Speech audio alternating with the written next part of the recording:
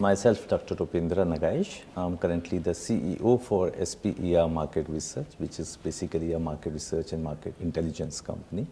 And besides that, I'm also holding the position of National Secretary for Society of Pharmaceutical Education and Research, which is a scientific educational society. It's a national society. Right. So it's been 14 years for me to be associated with the society as National Secretary. In terms of the milestone, if we talk about, initially in the year 2010, I have been given the responsibility to act as an editor-in-chief for a research journal that is JAPTR, Journal of Advanced Pharmaceutical Technology and Research. And this journal is currently the Web of Science PubMed Scopus Index journal and one of the most reputed journals across the pharmaceutical sciences domain. And besides this, I have been very instrumental for nurturing the businesses from the grassroots level so that they'll be able to make it in a profitable business. So by doing the efforts and all the inputs for keeping these businesses, I have been involved for the research, development, consulting, and the market research and market intelligence solutions for the same.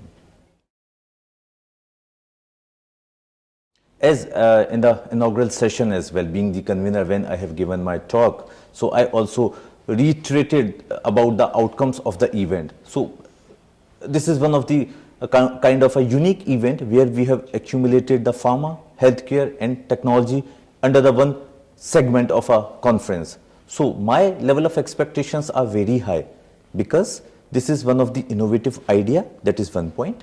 And besides that, there are very few conferences that I can recognize across the globe, those organized with the intention of accumulating these three vast repositories across the globe.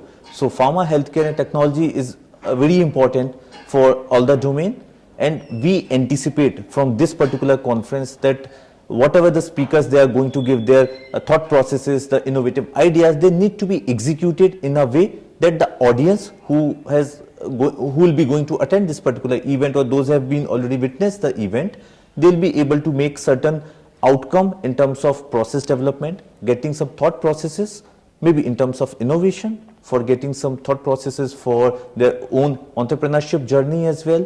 Maybe some could indulge into the startup as well, because at the end of the day, the moment we have seen or rather I can say we have witnessed the startup and they are globally, now we are having the highest startup in India. So this is something, the possible outcome that I'll be looking forward from this conference. It is very important, first of all, because we have seen the drastic change across industry in terms of getting the digitalization. Nowadays, we are able to get the vitals, remote patient monitoring as well, and by virtue of that, we can get the responses very quickly.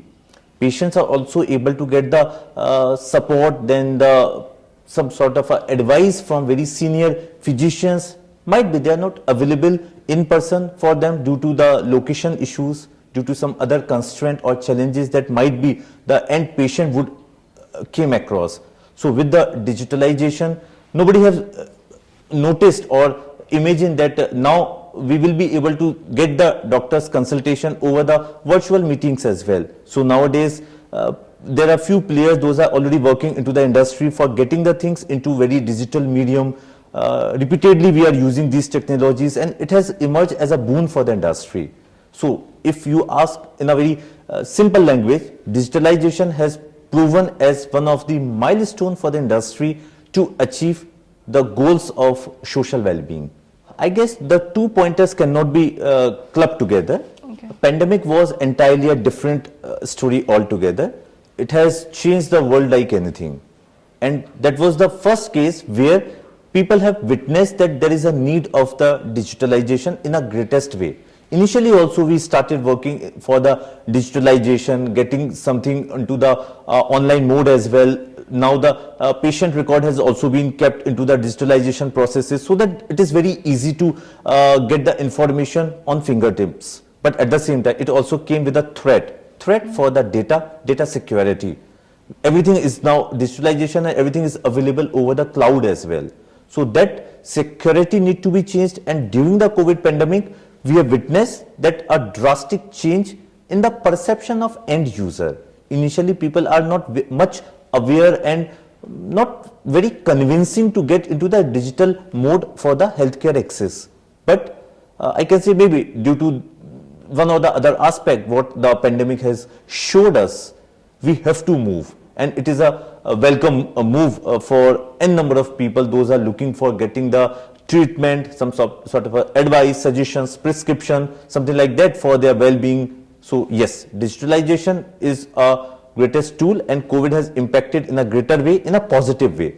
Ukraine-Russia war, I don't think so that would be of something can be linked in a way, because that is confining to few zones, but the COVID has impacted the global outreach at large.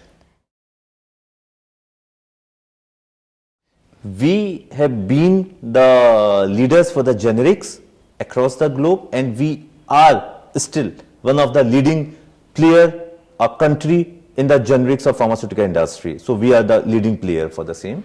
At the same time, there are certain innovations that already been evolved in and around India. There are scientists who have done a greatest research, innovation for developing certain therapy areas, for the advancement of the availability of the dosing, dosage frequencies, changes in the bioavailability, ease of administration. So certain research concept has already been developed from the Indian fraternity, and India has always been considered as the brain.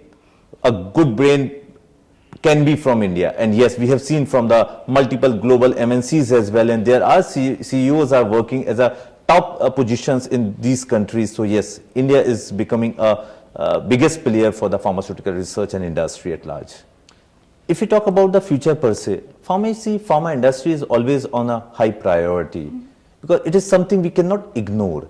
And nowadays, it's not just only pharma that we have to talk about. It's also the health supplements, the nutraceuticals that we are talking about, because nowadays people do have the awareness.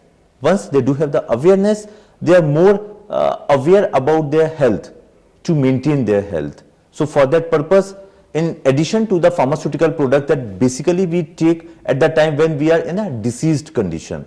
So other than that also, people are taking few nutraceuticals, supplements for maintaining their day-to-day activities, for surpassing certain thought processes. So yes, this is very much important.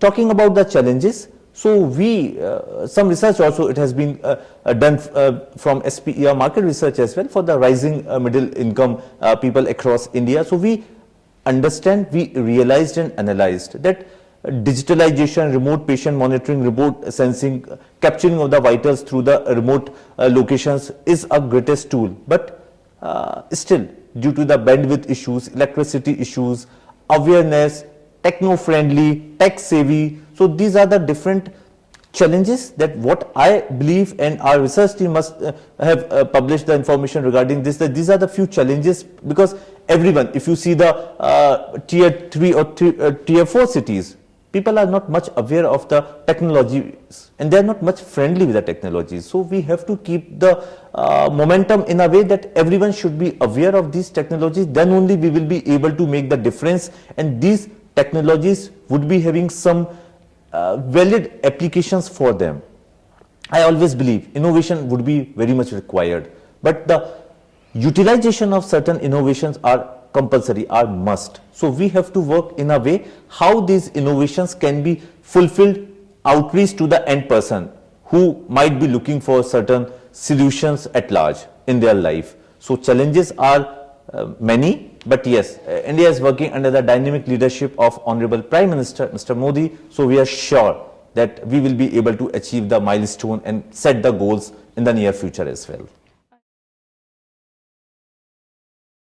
What we came across from past couple of years, students, they are getting admission in the academic institutions and they are getting the degree. But we have to create a mechanism where they should be able to understand the industry demand. Because if they are looking to enter into the industry, then they have to be industry ready. So industry as well as the academic institution, they have to join hands, and we have to, the societies like SPER, Society of Pharmaceutical Education and Research, so we have a huge responsibility to bridge the gap between the academic and industries, because industry is always looking for the skilled candidate. The candidates, those are industry ready. But there is not that kind of a mechanism in the majority of the institution across India. By virtue of that, they will be able to offer the high level of the technology advancement, their skill development. So skill development is very much required, and if anyone is looking to enter into the industry, then they have to have a mindset, then skill is very much required, and upgradation, knowledge and learning should be on utmost priority for them. Not only the bookish language, but yes, the industrial knowledge, knowledge about the recent advancement, techniques, instrument, machinery would be required. The regulatory aspect should be considered the moment they are looking to get entry into the pharmaceutical domain, the industry at large. There are multiple sources, those are available across the globe, and now as we have moved to the recent advancement in the social networking, digitalization, there are multiple means in terms of the research, journals, publication, newsletters, news magazines, editorials. So by virtue of that, we can get the updated information, and everyone do have the access of the smartphone nowadays. Right. So the moment we are able to get entry into any of the applications for getting the news update feed, so we will be able to get the updates within a fraction of seconds. So yes, the updates are very frequent. We just need to analyze from where we wanted to get the information, the reliable information, to update ourselves. Thank you so much. Thank you.